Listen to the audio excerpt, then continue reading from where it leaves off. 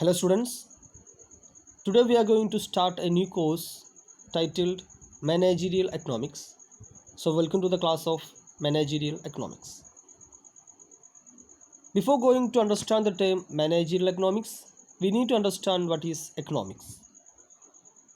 All of us hear the word economics, we think or majority of the people think it is all about money. But actually economics is not just about money, it is about taking different choices or alternatives in our life. In daily life we make all kind of choices such as how much should I spend on phones, mobile phones, or how much I spend on YouTubes, what's the best route to study or work, or where should I go for dinner, or which job or career should I go, or in election for which politician should I vote. In such a case, many decisions we have to take in our daily life. So economics is simply taking or dealing with these kind of alternatives or decision making or taking different choices. അപ്പോൾ നമുക്കറിയാം, നമ്മൾ daily കേൾക്കുന്ന, നമ്മൾ സാധാരണയായിട്ട് use ചെയ്യുന്ന വേർഡാണ് economics എന്ന് പറയുന്നത്. സാധാരണ എല്ലാവരും വിചാരിക്കുന്നത് എക്കണോമിക്സ് എന്ന് പറഞ്ഞു കഴിഞ്ഞാൽ ഫിനാൻസുമായി ബന്ധപ്പെട്ടിട്ടുള്ള അല്ലെങ്കിൽ ഇസ് ഡീൽ വിത്ത് മണിയായി ബന്ധപ്പെട്ടിട്ടുള്ള ഒരു ഏരിയ എന്നുള്ളതാണ്.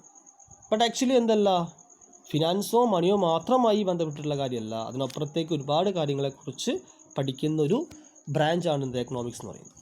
സിമ്പിളായിട്ട് എക്കണോമിക്സ് എന്താ എന്നുള്ളത് നമുക്ക് നോക്കാം. Economics is the study of how human make decisions in the face of scarcity.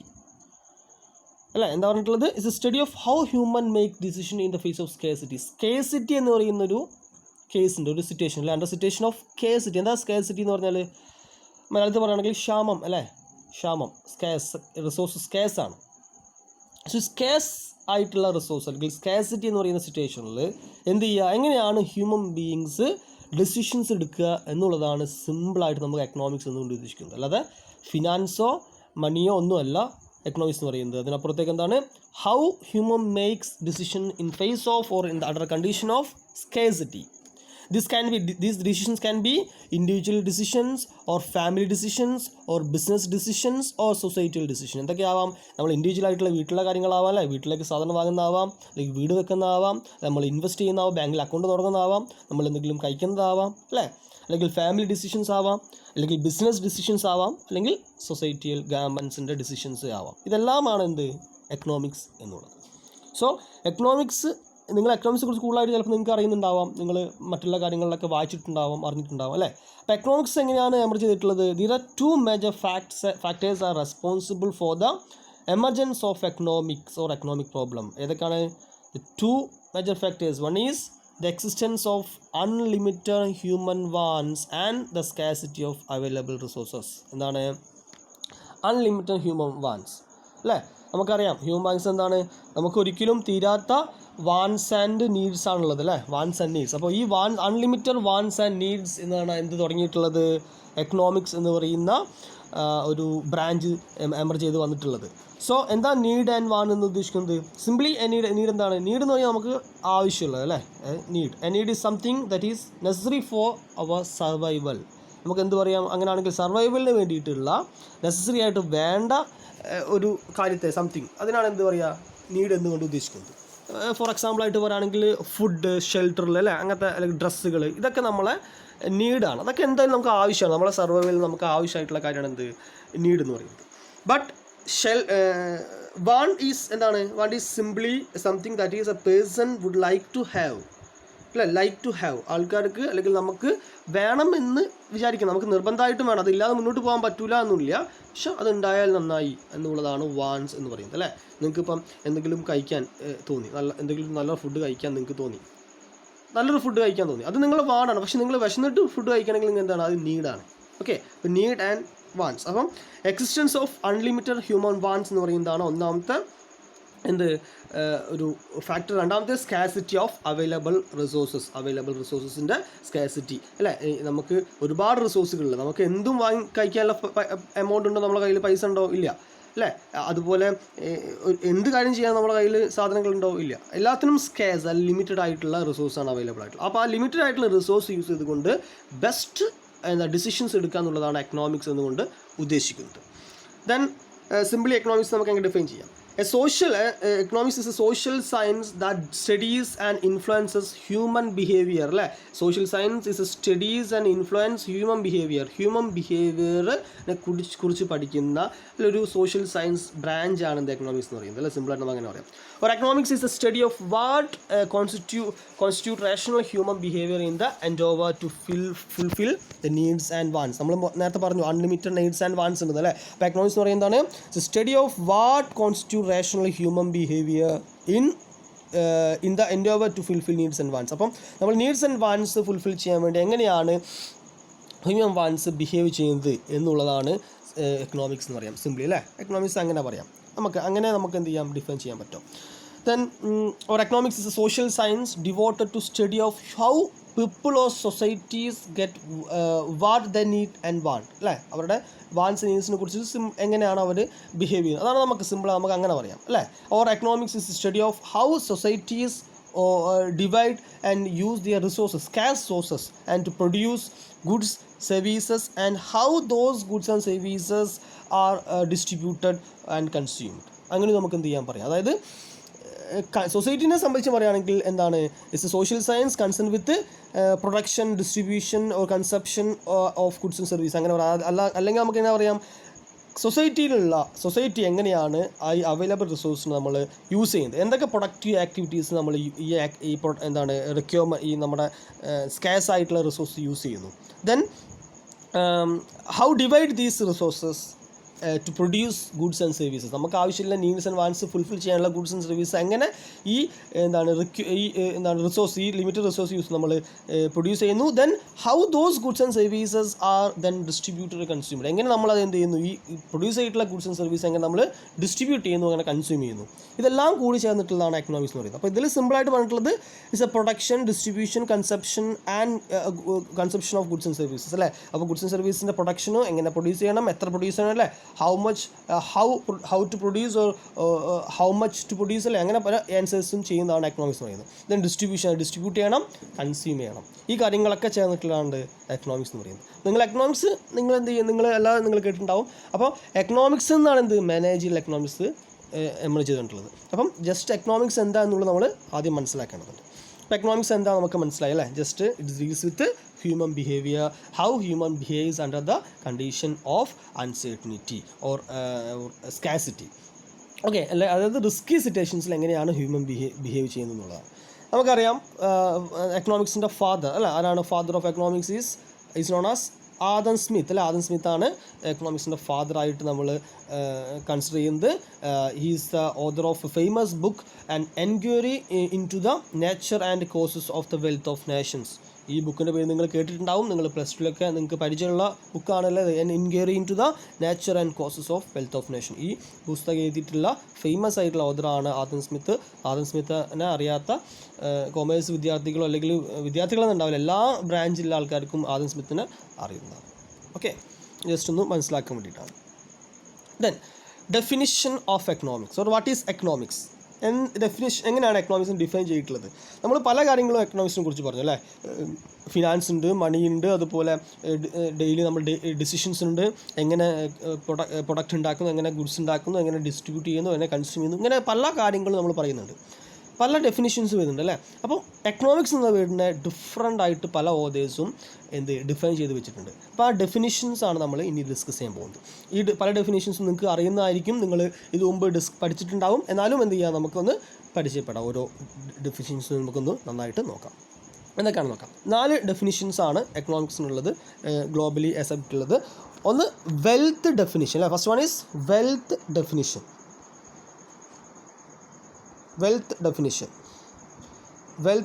Then second one is welfare definition.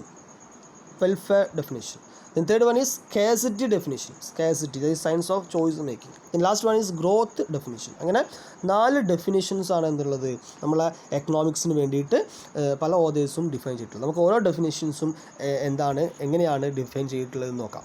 Okay, so first one wealth definition. Wealth definition is given by Adam Smith. Adam Smith എന്ന് പറയുന്ന ഓഥറാണ്. നമ്മൾ പറഞ്ഞല്ലോ ആദം സ്മിത്തിനെ കുറിച്ച് പറഞ്ഞു. Adam Smith ആണ് എന്ത് കൊടുത്തിട്ടുള്ളത്? Father of economics. Adam Smith ആണ് എന്ത് പറഞ്ഞിട്ടുള്ളത്? വെൽത്ത് ഡെഫിനേഷൻ എന്ന് പറയുന്ന ഡെഫിനേഷൻ എന്താണ് എക്കണോമിക്സിന് കൊടുത്തിട്ടുള്ളത്.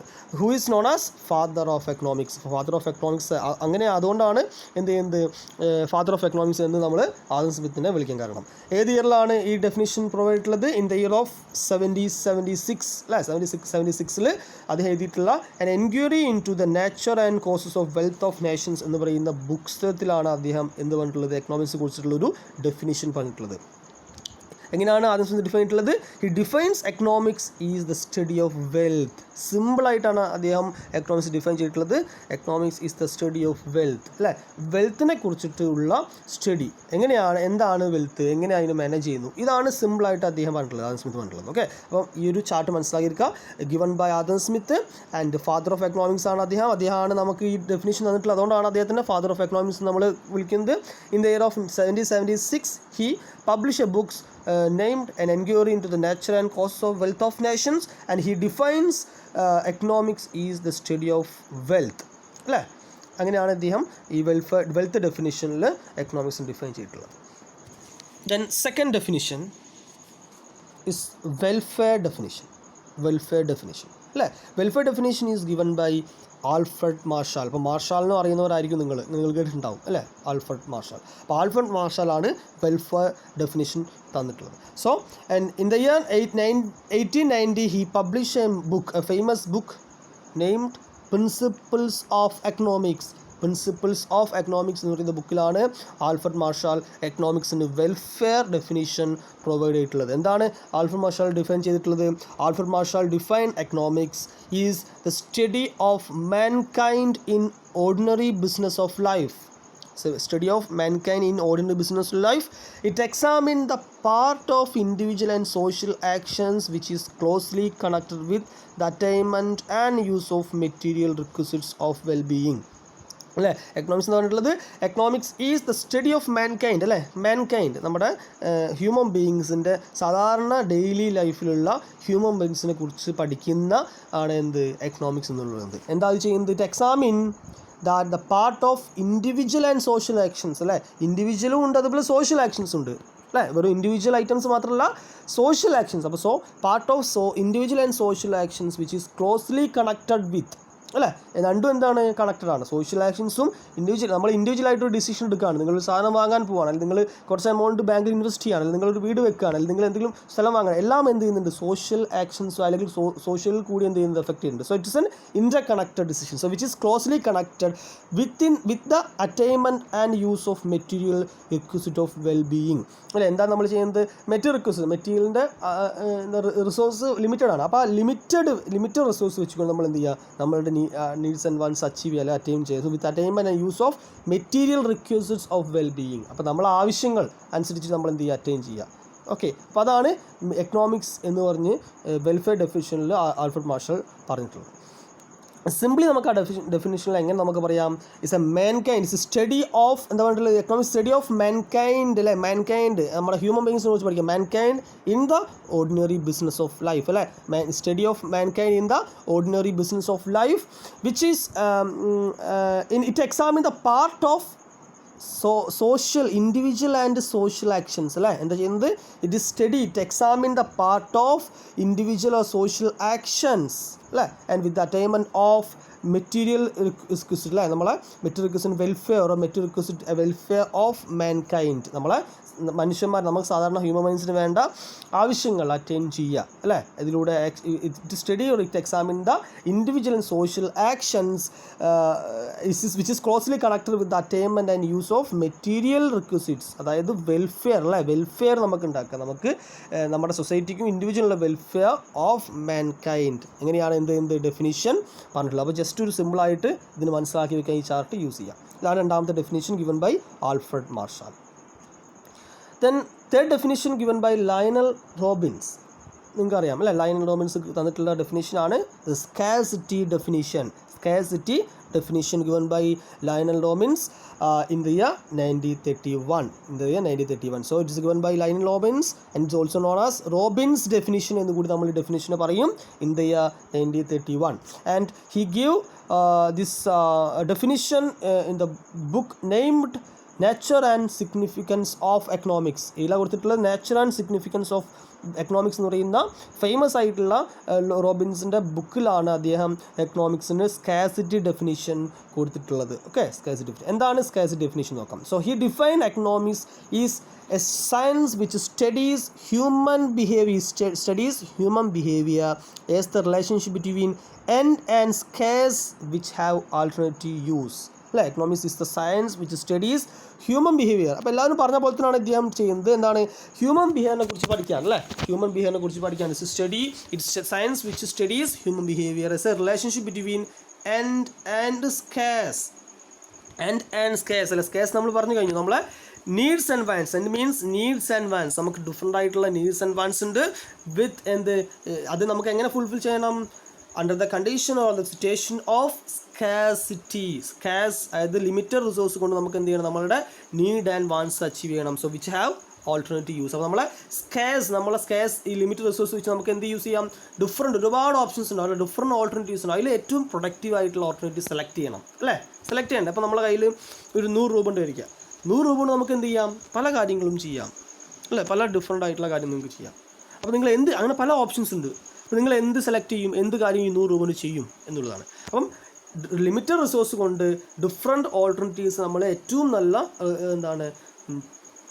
ആൾട്ടർനേറ്റീവ് സെലക്ട് ചെയ്ത് അതിൽ അപ്ലൈ ചെയ്യുക എന്നുള്ളതാണ് എക്കണോമിക്സ് എന്ന് പറയുന്നത്. അതാണ് സ്കാസിറ്റി. അപ്പോൾ സ്കാസാണ് ഇതിൽ ഫോക്കസ് ചെയ്യുന്നതാണ്. സ്കാസ് റിസോഴ്സസ് ആണ് റോബിൻസൺ മെയിനായിട്ട് ഫോക്കസ് ചെയ്യുന്നത്. ഓക്കെ, അപ്പോൾ scarcity definition given by Lionel Robinson in the 1931 in book Nature and Significance of Economics. Okay, the last fourth definition given by Samuelson is known as growth definition or growth and dynamic definition, or growth definition given by Samuelson in the year 1971 ലാണ് Samuelson ഈ books definition provide ചെയ്യുന്നത് in the book Introduction to Economics എന്ന് പറയുന്ന ബുക്കിലാണ് എന്ത് ചെയ്യുന്നത്? Robinson ഈ definition given ചെയ്യുന്നത്. എന്താണ് ഡെഫിനിഷൻ നോക്കാം, അല്ല, എങ്ങനെയാണ് ഡെഫിനിഷൻ തന്നിട്ടുള്ളത് Samuelson? Economics is the study of how people and society choose with or without the use of money to employ scarce productive resources which could have alternative uses to produce various commodities over time and distribute them for consumption now and in the future among various persons and group of society. ഇതൊരു വലിയൊരു ഡെഫിനിഷനാണ്. ഈ definitions ഒക്കെ നന്നായിട്ട് പഠിച്ചു വെക്കണം. കാരണം ഓരോ ഡെഫിനിഷൻസിലും ഓരോ കാര്യങ്ങളാണ് എന്ത് ചെയ്ത് കൺവേ ചെയ്യുന്നത്. ഇപ്പോൾ ഗ്രോത്ത് ഡെഫിനിഷനിൽ കുറച്ചുകൂടി ഒരു എല്ലാ കാര്യങ്ങളും പറഞ്ഞിട്ടുള്ള ഡെഫിനിഷനാണ് ഗ്രോത്ത് ഡെഫിനിഷൻ എന്ന് പറയുന്നത്. എന്താ പറയുന്നത്? Economics is the study of how people and society choose. എങ്ങനെയാണ് ഇൻഡിവിജ്വൽ പീപ്പിൾ അല്ലെങ്കിൽ സൊസൈറ്റി ചൂസ് ചെയ്യുന്നത്? എങ്ങനെ? With or without the use of money to employ scarce productive resources which could have alternative uses. ഞാൻ നേരത്തെ പറഞ്ഞു, നിങ്ങളുടെ കയ്യിൽ 100 രൂപ ഉണ്ടെങ്കിൽ നിങ്ങൾ ഈ 100 രൂപ വെച്ച്, അതാണ് ലിമിറ്റഡ് റിസോഴ്സ് എന്ന് പറയുന്നത്. അപ്പോൾ 100 രൂപ വെച്ച് നിങ്ങൾക്ക് പല കാര്യങ്ങളും പല ഓൾട്ടർനേറ്റീവും സെലക്ട് ചെയ്യാം. അപ്പോൾ നിങ്ങൾ എന്ത് കാര്യമാണ് ചെയ്യാൻ പോകുന്നത്? അപ്പോൾ നിങ്ങളെ സെലക്ഷൻ ഉണ്ടാവുമല്ലോ, അതെന്തായിരിക്കണം? ബെസ്റ്റ് സെലക്ഷൻ ആയിരിക്കും, അല്ലേ, ബെസ്റ്റ് സെലക്ഷൻ ആയിരിക്കും അത്. അപ്പോൾ അതാണ് എന്ത് എക്കണോമിക്സ് എന്ന് പറയുന്നത്, അല്ലേ. എങ്ങനെയാണ് ഇൻഡിവിജ്വലും അതുപോലെ സൊസൈറ്റിയും ഈ ലിമിറ്റഡ് റിസോഴ്സ് കൊണ്ട് ആൾട്ടർനേറ്റീവ് യൂസ്, എങ്ങനെയാണ് നമ്മൾ സ്കാസ് റിസോഴ്സ് കൊണ്ട് ആൾട്ടർനേറ്റീവ് യൂസ് സെലക്ട് ചെയ്യുക? എന്തിനു വേണ്ടിയിട്ട്? ടു പ്രൊഡ്യൂസ് വേരിയസ് കോമഡിറ്റീസ്, അല്ലേ, നമുക്ക് ആവശ്യം നമ്മുടെ നീഡ്സ് ആൻഡ് വാൻസ് ഫിൽ ചെയ്യാനുള്ള വേരിയസ് കോമഡിറ്റീസ് ഡിഫറെൻറ്റ് പല കാര്യങ്ങളാവും, പല കോമഡിറ്റീസാവും, അല്ലേ.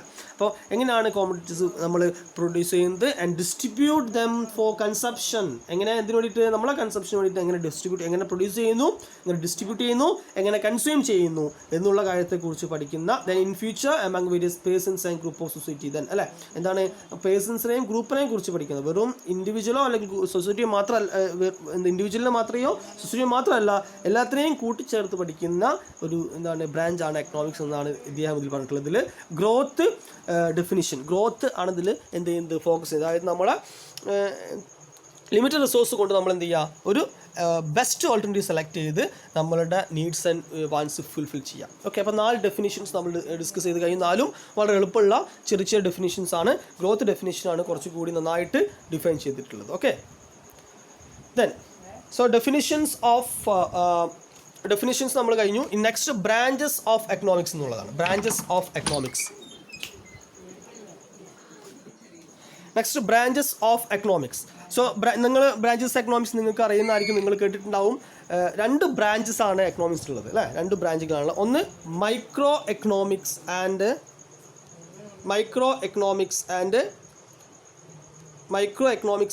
Second one macro economics. Okay, so two economic branch. First one is microeconomics and second one is macroeconomics. നിങ്ങൾക്ക് ഫെമിലർ ആയിട്ടുള്ള വേർഡാണ് മാക്രോയും മൈക്രോ എന്നുള്ളത് അല്ലേ, നിങ്ങൾ പല സമയത്തും പല ക്ലാസ്സുകളിലും പഠിച്ചിട്ടുണ്ടാവും.